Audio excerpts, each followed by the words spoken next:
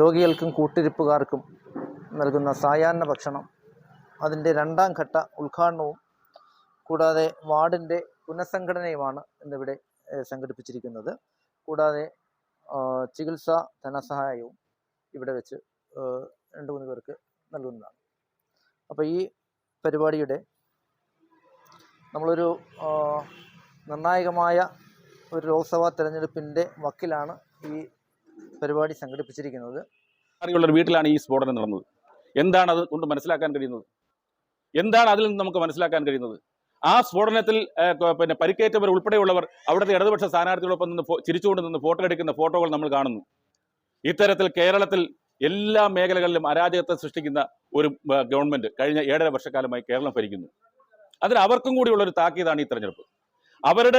കാരണം ഈ തെരഞ്ഞെടുപ്പിൽ ഇടതുപക്ഷ പ്രസ്ഥാനത്തിൽ 20 പേരിൽ ആരെങ്കിലും 2 പേര് ജയിച്ചാൽ പോലും അത് UDF-നെ സംബന്ധിച്ചോളം വലിയ ക്ഷീണമാണ്. താലൂക്ക് ഹോസ്പിറ്റലിൽ KSU കുട്ടികളുടെ ഒരു കാരുണ്യ പദ്ധതി, ആഹാര വിതരണത്തിൻ്റെ ഒരു പദ്ധതി നമ്മൾ അന്ന് ഉദ്ഘാടനം ചെയ്തു.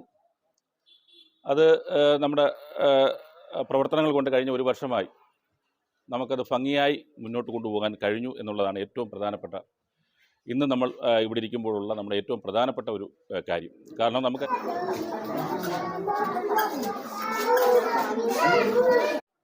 ബഹുമാനിയായ ഭാനു എൻ്റെ പഴയ സുഹൃത്താണ്. എനിക്ക് വേണ്ടിയിട്ട് ഈ വാർഡിൽ ഏറ്റവും കൂടുതൽ വർക്ക് ചെയ്ത ഒരു കക്ഷിയാണ്. അദ്ദേഹത്തിന് ഈ ധനസഹായം കൊടുത്തുകൊണ്ട് എൻ്റെ കടമ നിർവഹിക്കുന്നു. ജയ് ഭാരത്, ജയ് കോൺഗ്രസ്.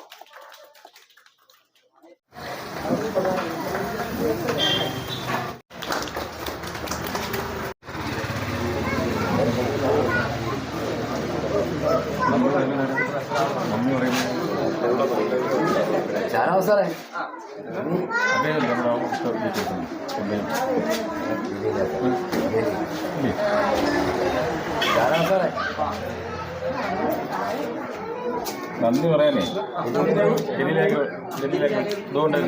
സഹപ്രവർത്തകരെ ഇവിടെ കൂടിയിരിക്കുന്ന എല്ലാവർക്കും നന്ദി പറഞ്ഞുകൊണ്ട് യോഗം പിരിച്ചുവിട്ടതായി.